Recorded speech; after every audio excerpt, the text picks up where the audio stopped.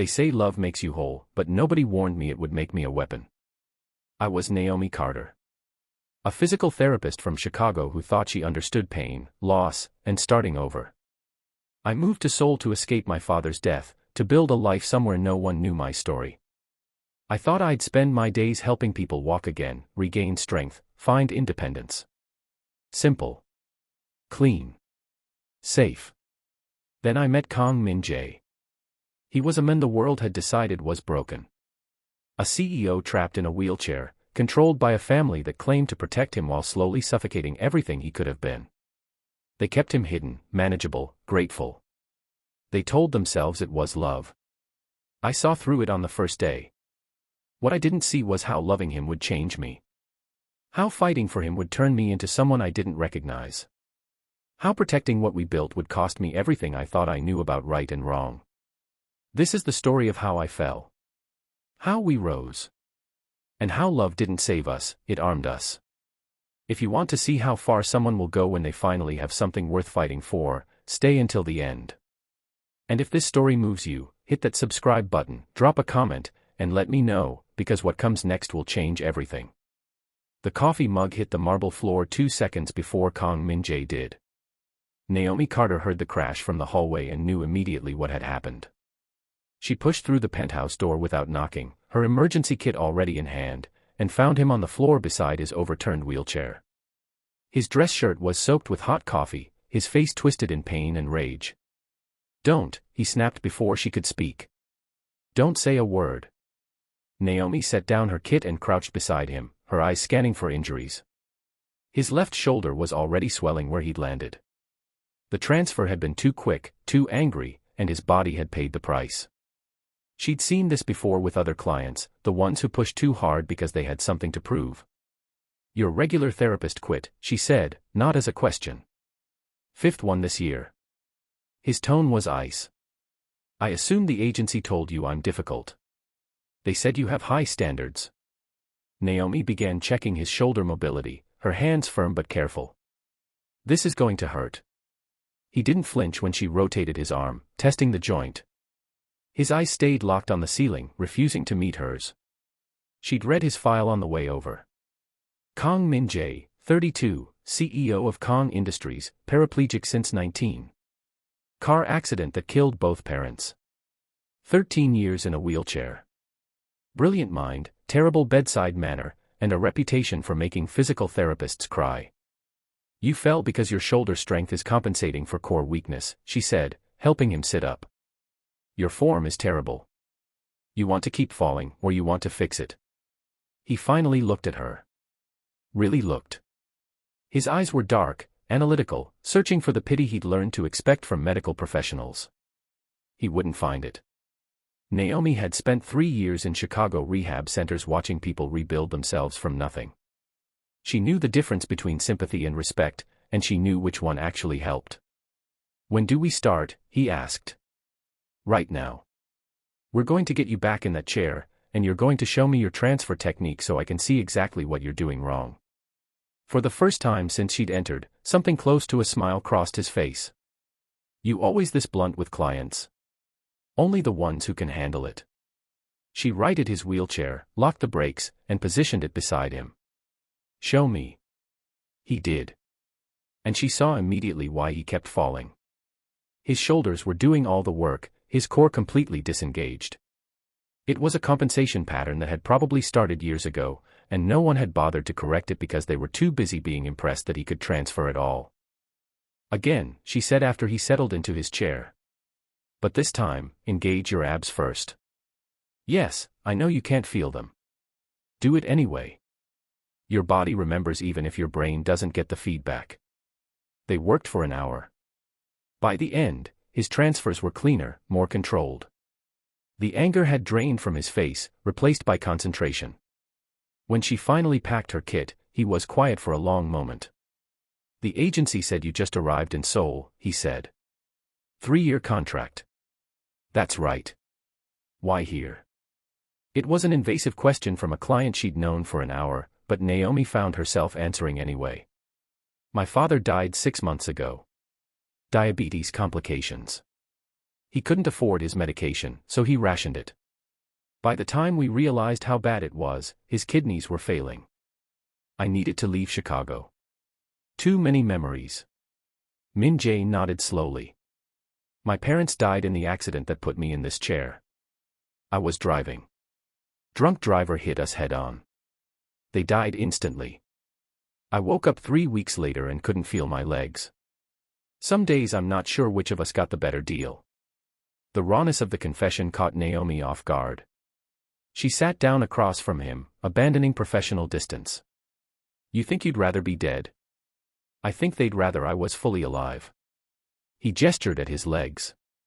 Instead, I'm this half version of what I was supposed to be. My grandmother runs the company my parents built. My uncle does all the public-facing work. I'm the CEO in name only, the tragic figure they trot out for shareholder sympathy. And you let them. His expression hardened. It's more complicated than that. It's really not. You're brilliant, I can see that from the tech in this apartment, the way you've set up your space. You didn't just adapt to your disability, you optimized around it. But you're letting them convince you that optimization isn't the same as capability. You don't know my family. I know control when I see it. Naomi stood, slinging her bag over her shoulder. I'll be back Tuesday. Same time. We're going to work on your core strength, and you're going to tell me why you're really angry. She left before he could argue. Over the next 3 months, Naomi learned the architecture of Min-jae's life. She learned that his penthouse was designed for independence but felt like a prison. That he worked 16-hour days analyzing shipping routes and logistics but never attended client meetings. That his uncle Jin-woo made all the public appearances while Min-jae provided the strategy in private. That his grandmother, Kang Min-jae, called every Sunday at exactly 9 a.m. to remind him how grateful he should be for family support. She also learned that Min-jae was funny when he forgot to be bitter. That he loved old jazz and terrible action movies. That he cooked surprisingly well from his wheelchair, using adaptive techniques he taught himself because the occupational therapist his grandmother hired had been useless. That he was lonely in a way that had nothing to do with being alone. Why do you let them keep you invisible? Naomi asked one evening after a particularly brutal core workout. They'd progressed from clinical sessions to something closer to friendship. She'd started staying after appointments, and he'd started asking her opinion on things that had nothing to do with physical therapy. Min-jae was at his stove, making kimchi jjigae while Naomi chopped vegetables at the counter. His kitchen was a masterpiece of accessible design, everything positioned for wheelchair height. It's easier than fighting, he said, stirring the pot. That's a lie. Fine. I'm scared. He didn't look at her. After the accident, the media had a field day. Tragic CEO heir confined to wheelchair. Company future uncertain. The stock dropped 12% in a week. My grandmother stabilized things by assuring everyone that I'd remain involved in strategy but that experienced leadership would handle operations. Jin-woo stepped up. The stock recovered. Everyone was happy. Everyone except you. I was 19 and learning to pee through a catheter. I didn't have the energy to fight about corporate structure. He transferred the stew to bowls with practiced efficiency. By the time I was ready to take real control, the pattern was set. I'm the smart cripple in the back room. Jin-woo is the face. My grandmother is the power. It works. It's killing you. He set the bowls on the table, finally meeting her eyes. Some things are worse than dying slowly. Like what? Like being the inspirational wheelchair CEO. Like watching people's faces when they realize I'm in charge, seeing the pity and the doubt. Like my grandmother having to defend keeping me in leadership to a board that thinks I'm a liability. His voice was raw now, all the careful control stripped away. I'd rather be invisible than be a spectacle. Naomi moved around the table and crouched beside his chair, forcing him to look at her. You're not invisible because you're protecting yourself. You're invisible because you're protecting them. You're making it easier for your uncle to take credit. For your grandmother to maintain control. For the board to pretend you don't exist. And they're letting you because it's convenient. What do you want me to do? Storm into a board meeting and demand respect? Yes. He laughed, but there was no humor in it. You make it sound simple. It is simple. It's just not easy. She stood, returning to her seat. But I didn't come to Seoul to watch brilliant people waste themselves on other people's comfort. They ate in silence for a while. Then Min-jae said, the quarterly earnings call is next month. Jin-woo usually presents. I write the analysis, he reads it. What if he presented? The board would never allow it. Did you ask? He hadn't. They both knew it. That night marked a shift. Min-jae started attending meetings, small ones at first, internal department heads. Naomi came with him, officially as his physical therapist to ensure he took movement breaks, actually as his backup. When people's eyes lingered too long on his wheelchair, she didn't smooth over the moment. She let the discomfort sit until they had no choice but to address Min-jae as the person he was, not the disability they expected. Client meetings came next. Min-jae was brilliant in negotiations, his mind quick and strategic. Naomi watched him dismantle a shipping contract dispute in 40 minutes that Jin-woo had been fumbling for 3 weeks. The clients left impressed. Min-jae left energized in a way she'd never seen. This is what you're supposed to be doing, she said in the car afterward. Not hiding in your apartment running numbers for someone else to present. My grandmother won't like this. I know. They were halfway to his building when he said, I need to tell you about us. What about us? That there is an us. He kept his eyes forward. That I'm in love with you, and I have been since you told me my transfer form was terrible. That I think about you every second you're not here. That this has stopped being about physical therapy for me, and I need to know if it stopped being just that for you too. Naomi's heart was hammering. She'd been fighting this exact feeling for weeks, telling herself it was unprofessional, that he was a client, that the power dynamic made it impossible. But she'd also been showing up to his apartment on her days off. Staying until midnight talking about everything and nothing. Learning to read his moods, anticipating his needs, fitting into his life like she'd always been there. It stopped being just therapy 3 weeks ago, she admitted. Maybe longer. He finally looked at her, and the vulnerability in his expression nearly broke her. My grandmother can't know. Not yet. She'll see you as a threat. To what? To her control over me. He reached for Naomi's hand. She'll try to remove you. And she has the resources to do it. Let her try. 6 months into their relationship, Naomi learned exactly how far Soonja's resources extended. It started with a photograph, Min-jae and Naomi at a business dinner, her hand on his shoulder, him smiling in a way that made it obvious this wasn't just professional. The photo landed on Soonja's desk via an anonymous email, and within 24 hours, Naomi received a summons to the Kang family estate. The house was a fortress of old money and older traditions. Soonja waited in a sitting room that probably cost more than Naomi's childhood home. She was 76 but looked 60, her posture perfect, her expression unreadable. Sit, Soonja said, not as an invitation. Naomi sat. You've been seeing my grandson. Yes. How long? 6 months. Soonja absorbed this without visible reaction. I've had you investigated, Miss Carter. Your father's death. Your mother's mortgage. Your brother's community college tuition. You send money home every month, but it's never quite enough, is it? Naomi's stomach dropped, but she kept her expression neutral. What do you want? I want you to leave my grandson. Soonja slid an envelope across the table. That contains a bank draft for $500,000. It will pay off your mother's house and fund your brother's education through graduate school. In exchange, you return to America immediately and never contact Min-jae again. No. Then I'll have you deported. Soonja's voice remained pleasant, conversational. Your visa is sponsored by the Rehabilitation Center. One accusation of unprofessional conduct with a client, and that sponsorship is revoked.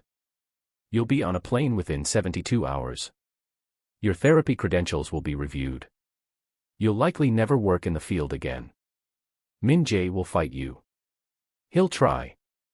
And the board will see a disabled CEO who can't separate his personal feelings from business judgment. They'll see a man being manipulated by a foreign woman who has intimate access to his vulnerabilities. Soonja leaned forward slightly. I will make sure he loses everything, Miss Carter. Not just daily operations. The entire company. His parents' legacy. Every shred of dignity he has left. And he'll know it was because of you. The threat landed like a physical blow. Naomi thought of Min-jae, how hard he'd fought to start being visible again. How much it had cost him to believe he deserved more than what his family had given him. Soonja would destroy all of that progress, and she had the power to do it. You'd really destroy your own grandson? Naomi asked. I'm saving him. From you. From himself. From the humiliation of being the CEO who threw away his family's company for a woman who saw him as a project. Soonja's expression finally shifted, showing something that might have been genuine concern. He thinks you love him. Maybe you even believe you do. But you love fixing him more. And when you realize he can't be fixed, because he's not broken, just different, you'll leave anyway. I'm simply expediting the inevitable and protecting our family in the process. You're wrong about me. And you're wrong about him. Then prove it. Take the money. Leave. Let him build the life he's supposed to have without you there as a distraction. Soonja gave her 48 hours to decide. Naomi told Min-jae everything that night. His immediate reaction was fury. He wanted to call an emergency board meeting, force a vote, take control by any means necessary. She talked him down, but barely. She'll destroy you, Naomi said. They were in his penthouse, the city lights of Seoul spread below them. The board already sees you as a figurehead. If you fight her now, you'll lose. She has 13 years of goodwill built up. You have 6 months of attending meetings. Then we leave. Start over in the States. I can consult, build something new. With what money? She controls your trust fund. Your salary. Everything. Naomi took his hands. And even if we did leave, you'd spend the rest of your life knowing you let her win. That you ran instead of fighting. It would eat you alive. What's your solution? His voice was desperate now. Let her threaten you into leaving. Watch you get on a plane and hope I can somehow win back my company before she finds another way to control me. No. We make her fight for control publicly. In front of the board. Naomi had spent the last 12 hours thinking through every angle. She's moving against you because I'm here. Because she sees me as the reason you're becoming independent. What if we prove that I'm not the cause, just the catalyst? That you've been running strategy this whole time, and Jin-woo's just been reading your work. How do we prove that? The quarterly earnings call. It's in 9 days. Jin-woo is scheduled to present. You take his place. You show the board every strategy decision you've made for the last 3 years. Every optimization. Every contract. Every route analysis. You make them see that you've been the CEO all along, and Jin-woo's been the mask. Min-jae was quiet for a long moment. If I do that, my grandmother will argue that you manipulated me into it. That this whole presentation is proof I'm being controlled. Then I make sure everyone knows I'm leaving anyway. Naomi felt the words cut through her chest, but she forced them out. I tell the board I'm going back to America at the end of the week. That our relationship is over. If you're making this power play while I'm publicly walking away, she can't claim I'm controlling you. You'd leave. I'd leave for now. 6 months. Maybe a year. Long enough for you to consolidate power, prove you can run this company without anyone doubting your judgment. And then, if you still want me, I come back. And if the board sides with my grandmother anyway. If I lose everything. Then you lose it fighting. Not hiding. She cupped his face, forcing him to meet her eyes. You told me some things are worse than dying slowly. Being erased is one of them. Let's make sure that doesn't happen. The board meeting was scheduled for Monday morning. They had the weekend to prepare. Min-jae spent it compiling 3 years of emails, strategy memos, analysis reports, every piece of evidence that proved he'd been the architect of Kang Industries' success while Jin-woo took the credit. Naomi helped him organize the presentation, but the content was entirely his. She needed the board to see that without question. Sunday night, Min-jae asked, "What if I can't do this without you? You were doing it before you met me. I just reminded you that you could." She kissed him, trying to memorize the feeling. And you'll keep doing it after I leave. I don't want to keep doing it after you leave. I want you here. I know. But what you want and what you need aren't the same thing right now. Naomi rested her forehead against his. Fight for your company. Prove it was always yours. And when you've won, call me. I'll be on the next flight. Monday morning arrived cold and clear. Min-jae rolled into the Kang Industries boardroom at exactly 9 a.m., Naomi beside him carrying the presentation materials. The room went silent. 12 board members, Soon-ja at the head of the table, Jin-woo beside her looking panicked. Grandmother, Min-jae said, his voice steady. Uncle. Board members. Thank you for taking this meeting on short notice. Min-jae, Soon-ja began, her tone sharp.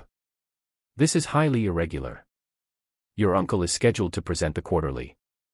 I'm presenting today. He moved to the head of the table, Naomi setting up his laptop.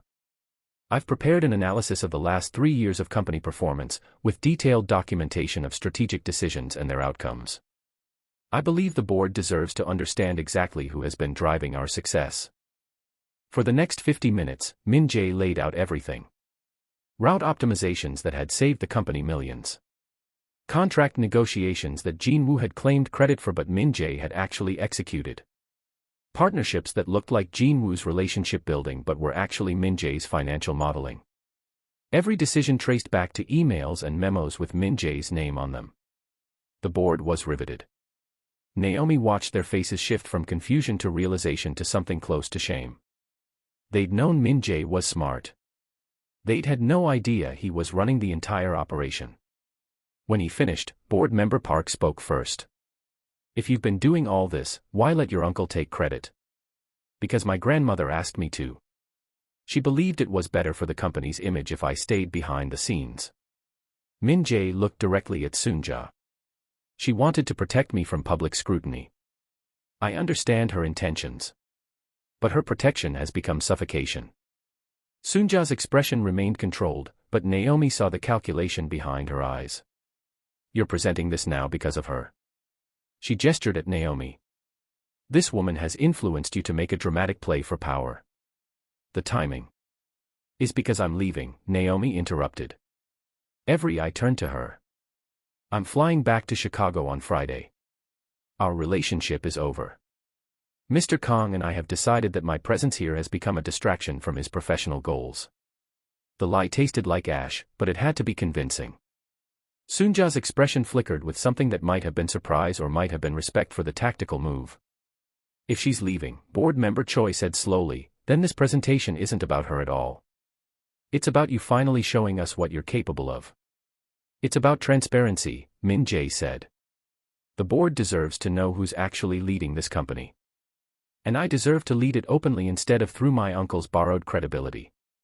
Jin-woo finally spoke, his voice tight. This is a betrayal, Min-jae. I've worked myself to exhaustion representing you.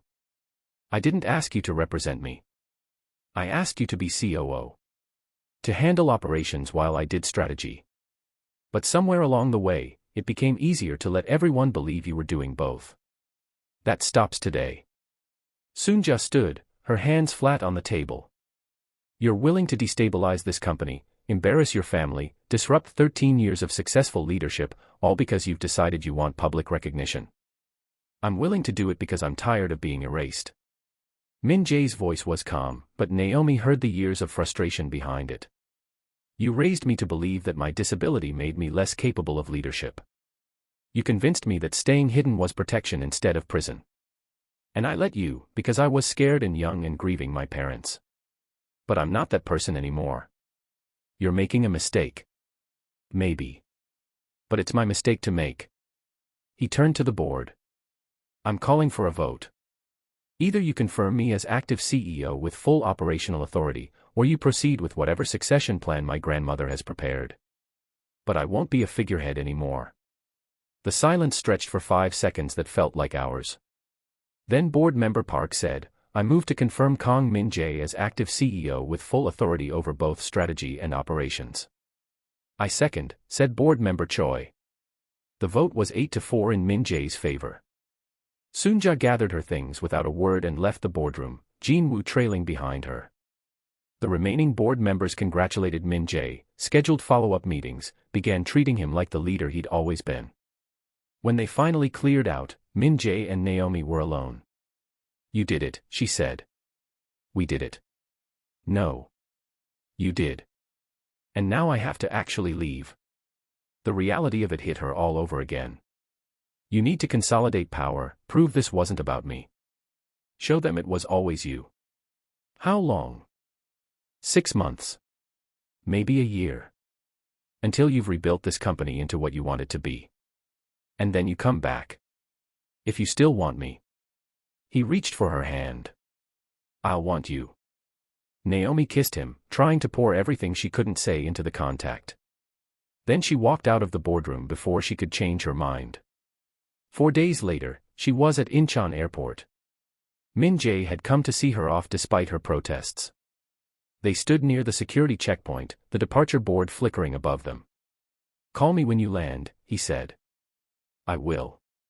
"And Naomi?" He waited until she looked at him. "Thank you. For seeing me when everyone else was looking at my wheelchair. Thank you for letting me." She walked through security without looking back, because if she did, she'd never leave.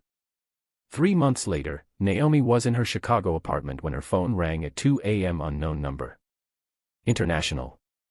"Miss Carter." The voice was male, professional, speaking English with a Korean accent. "This is Detective Han from Seoul Metro Police. We have a situation involving Kang Min-jae. You're listed as his emergency contact." Naomi's world tilted. "What happened?" "There was an incident at his office tonight. An attack. He's stable, but he's asking for you. Can you come to Seoul?"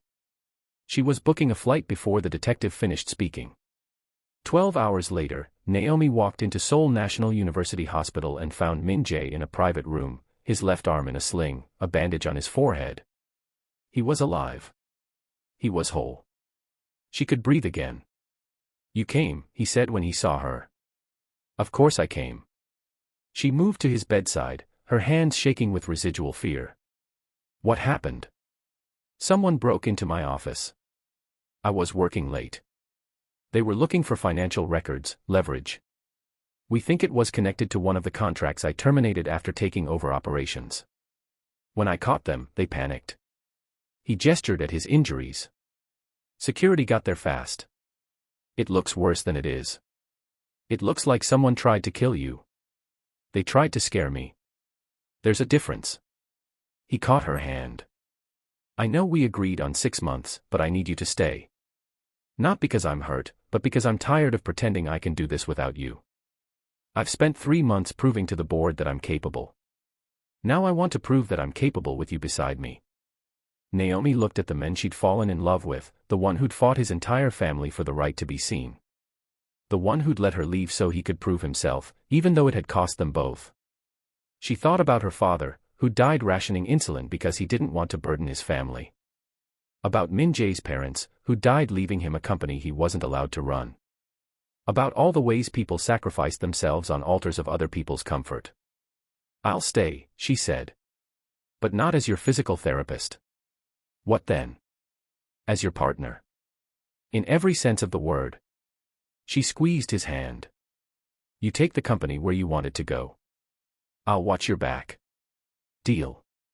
Deal. 6 months after that, Naomi and Min-jae stood in a small courtyard in Seoul, surrounded by 20 people they actually cared about. No board members. No business associates. Just the handful of humans who'd seen them fight for each other and decided that was worth celebrating. Min-jae's grandmother didn't come. Jin-woo sent a card. It was exactly what they'd expected. "I love you," Min-jae said when it was his turn to speak. "You made me brave enough to demand the life I deserved instead of accepting the one I was given. Everything that comes next, we build together." Naomi looked at her husband, her partner, the men who'd taught her that love wasn't about fixing people, it was about seeing them clearly and choosing them anyway. "I love you. And I promise that wherever we go from here, I'll never let anyone convince you you're less than extraordinary." They kissed. Their small crowd cheered. And for the first time in years, Naomi felt like she'd found the place where she was supposed to be. But what she didn't know yet, what none of them knew, was that the attack in Min-jae's office had been a warning, not a finale. The forces they'd disrupted by taking real control of Kang Industries weren't finished.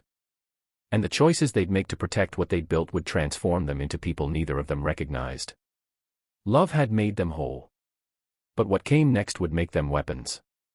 If you want to see what happens when they're forced to fight not just for power but for survival, hit that subscribe button and drop a comment below. Because part 2 is going to show you exactly how far people will go when everything they love is on the line. Like this video if you're ready to see Naomi and Min-jae face the real cost of winning.